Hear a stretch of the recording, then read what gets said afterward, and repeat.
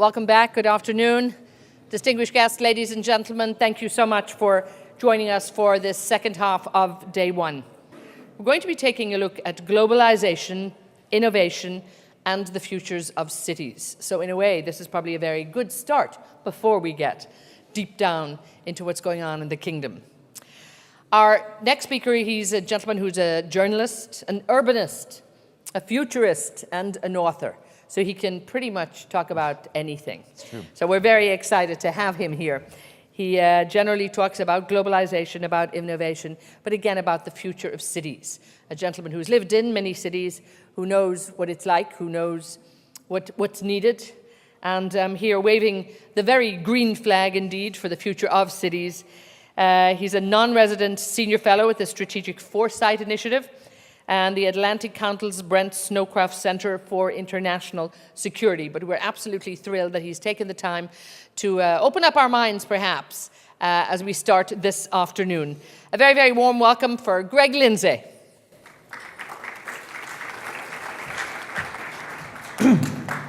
Ladies and gentlemen, thank you so much for coming in from lunch. Before we get into this afternoon's in-depth discussion of Saudi Arabia, I would like to give you some provocations to think about how disruption and sustainability do not necessarily go together.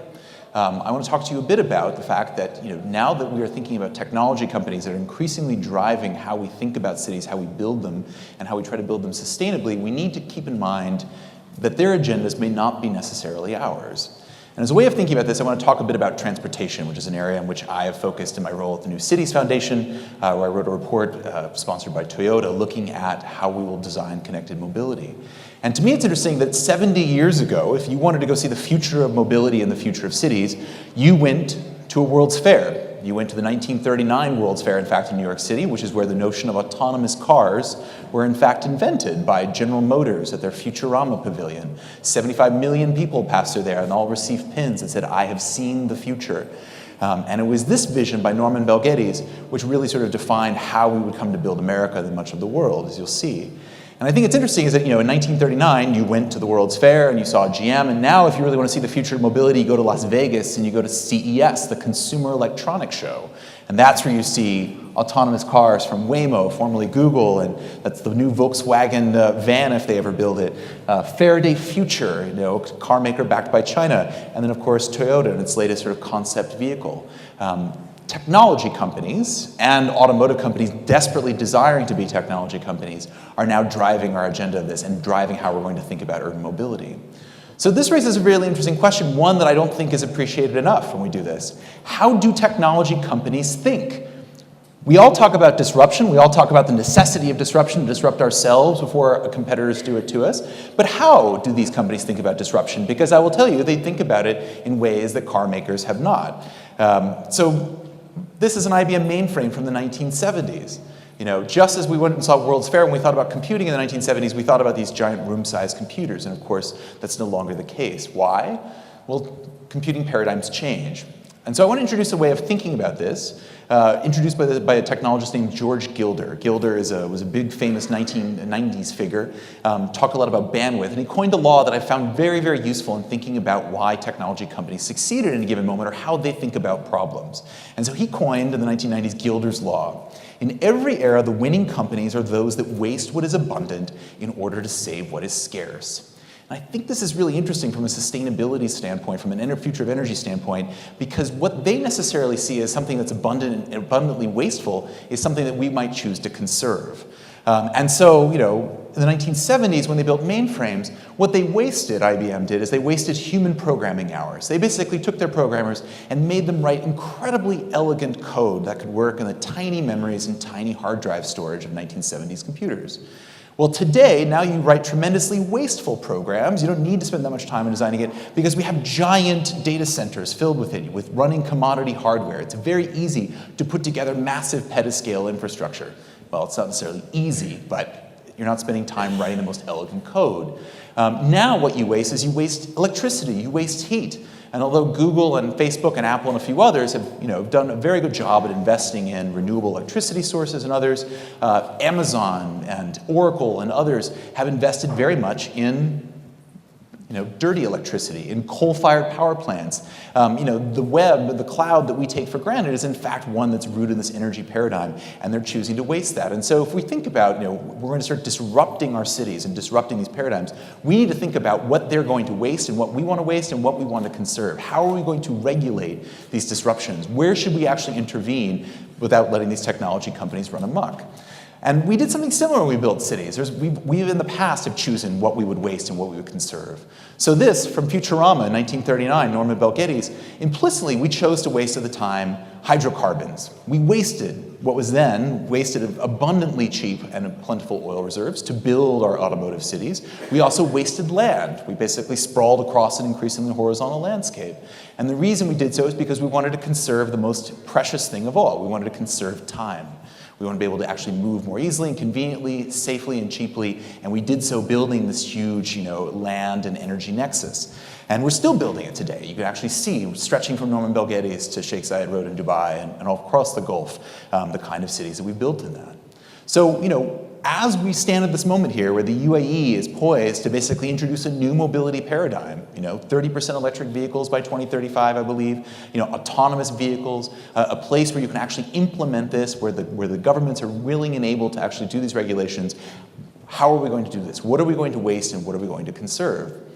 And so I think it's important that we talk about it in these measures. What are we wasting? What are we conserving? I want to start with what we waste, because when you think of a company like Uber, the standard disruption in cities and mobility, well, they've chose to waste labor. They basically brought onto their service an incredible amount of drivers. They're constantly seeking to basically make it possible so that within 2 minutes of you opening the app, you will have a car delivered to you. And in doing so, they basically drive down the wages of their drivers, and they basically flood the market with as many cars as they possibly can. And just last week in The Guardian newspaper in London, I wrote a whole piece arguing that Uber is in fact out to destroy public transport. When you see what they're also wasting, they're wasting their huge treasure chest of subsidies by basically driving down the price of summoning an Uber below public transport in cities like London and Washington, D.C. So this has ripple effects. It's an incredible service, it's incredibly disruptive, but what is it choosing to disrupt, and how is it basically subsidizing this? So how will we waste in the future going forward? How are we going to waste electrons? Because we're going to have a lot of clean electrons. We're already reaching that solar tipping point where solar electricity is becoming abundantly cheap. And I think it's interesting because to date, when we think about how we harness solar, we're thinking about it as a scarce commodity. We built giant centralized solar plants. This is Ivanpah in California, of course, where we build massive utility scale solar, when in fact it's not going to be distributed that way at all, at least perhaps not in the mainstream. It's going to be much more like this. This is Tesla's vision of how we'll waste cheap, plentiful electrons. Elon Musk, it's become abundantly clear, has a grand unified vision of having an electric autonomous car in your garage attached to your Tesla Powerwall battery inside your Tesla Solar City solar-powered home. And there you'll basically harness all the microgrid electricity you'll ever need. And this raises to me a very interesting question, because when you have this cheap, plentiful electrons that you can waste, well, how much does it matter if you're still perpetuating the sort of classic American low-slung suburbia? We'll continue to sprawl in potentially very wasteful ways, and will lead to other design choices that may continue to harm our cities. And so if left unchecked, this could introduce design decisions that may not lead to the most sustainable way of life. The other thing I think is really interesting is how we waste road space, because this is where Silicon Valley companies, they look at our cities and they see our roads as a massive untaxed resource for them to exploit. It's completely in Google or Uber's best interest to take all of those autonomous cars that they're building, and once they're ready, to flood our cities with empty autonomous cars. So that the moment you pull out your phone and you try to summon an autonomous taxi, one will be there in 10 seconds or 30 seconds or at least less than a minute. And in the meantime, we may end up with traffic jams filled with empty cars. It's going to become necessary for us to think about, as citizens and as regulators, how we're going to tax this. How are we going to make sure that we're not letting these technology companies run amok? And when you look at some of the interesting practical proposals out there too, it's not a given that once we have a world of autonomous cars, things will become massively more efficient. We'll see much more resource allocation, which is a lot of what gets discussed in these areas. That that once we have a world of autonomous cars, we'll be able to eliminate 80% of the cars in cities. That's a statistic I see all the time. Well, when you look at the practical proposals, like one that comes out of Seattle, where the former chief technical officer of Microsoft has floated the idea of taking Interstate 5 between Seattle and Vancouver, which is very congested, and turning it eventually into autonomous toll lanes only. And their idea is that because you would put it in those HOV lanes you can see, where you have multiple passengers now, it would require actually building more lanes. So instead of reducing road space, to create the autonomous highways of the future, at first we would have to build even more of them. And then, of course, we'd have to think about how we would toll them. We'd have to build this new massive tolling infrastructure to figure out how we would get those cars on there. And so we need to think about not just what we're going to do with these autonomous vehicles, but what kinds of urban infrastructures will we need to build? What kind of roadways will we need to put in? And how do we make sure that, that these technology companies don't waste our cities and waste our road space by filling them full of their vehicles? And a good form of waste I think could be very interesting is this. These are jeepneys in Manila. When we talk about sustainable urban transportation, most of the time we're talking about buses. We're talking, this morning, for example, in one of my sessions, we talked a lot about electric buses, and we talked a lot about trains. Well, we know that for much of the global south, it's the informal modes are how people get to work. In Nairobi, matatus, which are 14-seat Nissan vans, they're the ones who take half of commuters to work every day. We know that in India and much of South Asia, that auto rickshaws and other vehicles, tremendously polluting, some of the worst forms of sulfurous fuels are being burned, are basically there to carry people to work. So what if we can waste this? What happens when we electrify these vehicles? What happens when we unify them with various software to combine them into a resource? There's a tremendous opportunity here to take all of these drivers, change the vehicle platform on there, and instead of having to build new infrastructure like trains or buses, we can now start to solve it with clean electric vehicles that are autonomous or at least guided by the kind of software that we see with Waze and Google Maps. How will we waste data? Because it's very clear that we're going to be generating tons and tons of data off these autonomous cars. There was a great question asked yesterday at the DLD conference in Munich. In 10 years from now, will it take more electricity to actually harvest the sensor data off autonomous cars than it does to power them? I could almost see it, a giant hard drive in your car. Well, how are we going to waste that data? Who's going to keep it? Who's going to control it? And how are we going to use it to improve our cities? Because right now, Uber is wasting a ton of data. I don't mean to pick on them, but with their valuation and their size, it's very easy to look at them. Uber is keeping all this data under wraps and very much refusing to share it with cities, or refusing all the data it could share with them.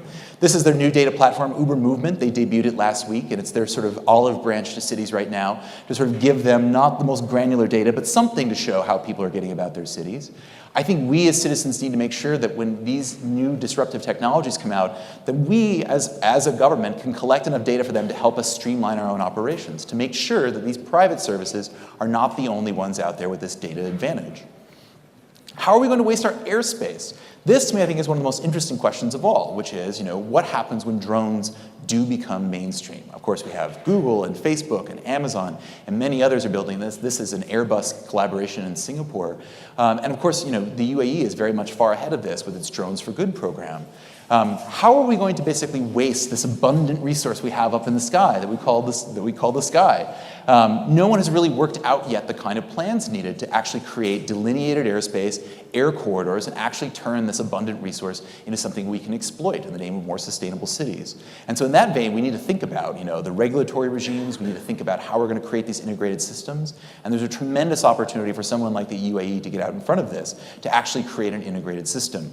Right now, this is one of the other examples where they're defining aerial corridors and thinking about how you can actually create these highways in the sky. Now, the other question is, what do we want to conserve? How are we going to think about what is the scarce resources that we want to save? I think one of those is choice.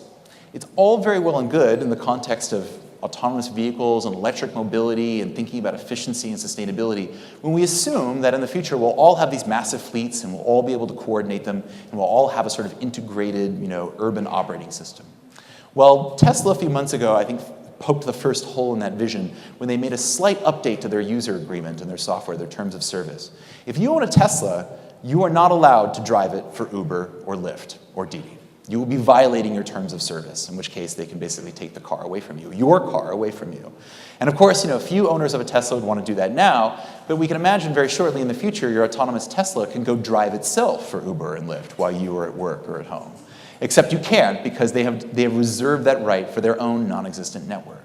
And to me, this gets interesting because we can already start to see a future in which Basically, you no longer own anything, even if you choose to, and also one that's balkanized, where you can see each individual manufacturer are now fighting each other for dominance, and instead of realizing the full advantages of having this sort of centralized pool of fleet, now we're actually sort of, basically creating this sort of war of all against all in our city streets. And I think that is a suboptimal plan. So we need to think about, at a city level, at a federal regulatory level, about how we want to basically make sure that interoperability exists, that we actually have a choice in how we get around and what we do. Also, what should we conserve? Well, I think the thing that we need to conserve most, the scarcest thing in our cities, is livability, the ability to walk in them, the ability to have mixed modes, the ability to actually use the streets that we have. This is a schema from MIT where they imagine an intersection where basically you can flow autonomous cars through without ever using a stoplight. I think this is very interesting because if you actually ever built this intersection without stoplights, it would become impassable. No human being would ever be able to walk through that intersection again. I mean, I suppose you could, and they would all emergency stop. But in building exactly this kind of thing, you are acknowledging that cities are not for people. And this is exactly the kind of design decision that I hope we won't make. We need to think about the choices we want to enforce, about preserving cities for walkability and mixed use and all the things that actually make them great, and not just simply highways that happen to have buildings alongside them.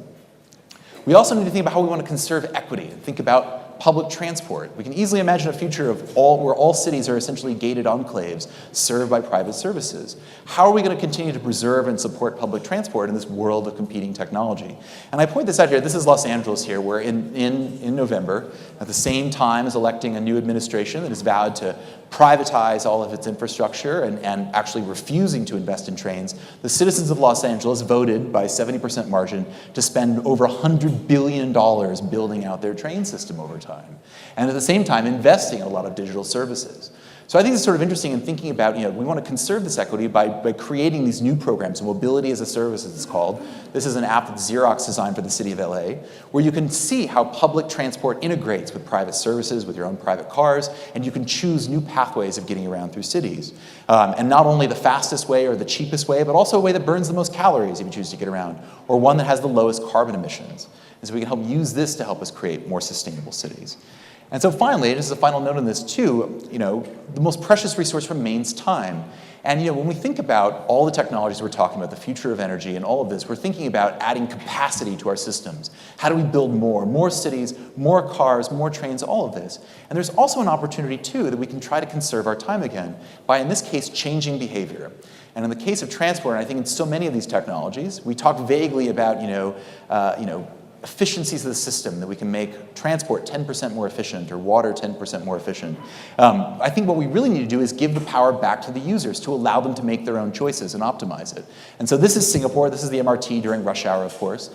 And Singapore, I think, is interesting because they've started instituting free rides very early in the morning, before the peak hours. And they've begun creating programs where pushing updates to your phone to allow you to decide when, in fact, you want to commute to avoid the worst of the peak, or to actually realize incentives that will try to reduce capacity of the system. We have a whole uncharted world, I think, in terms of, instead of adding capacity, of figuring out how we can convince people to act in their own interests and allow them to basically make better decisions of how they will choose to allocate their time. And that will make a more livable city as well, because we won't be building more highway interchanges, we won't be building more of these structures. So, just in passing thought of this, we need to think about exactly what it is that we want to waste. What are the abundant resources that we're willing to give away that the technology companies might disagree with on us? Because if we give them the entire agenda, if we allow them to disrupt cities along with their competitors, I think we'll actually be surrendering a lot more than we'll gain. So with that, thank you very much, and hopefully it was a nice palate cleanser where we get into the kingdom. Thank you.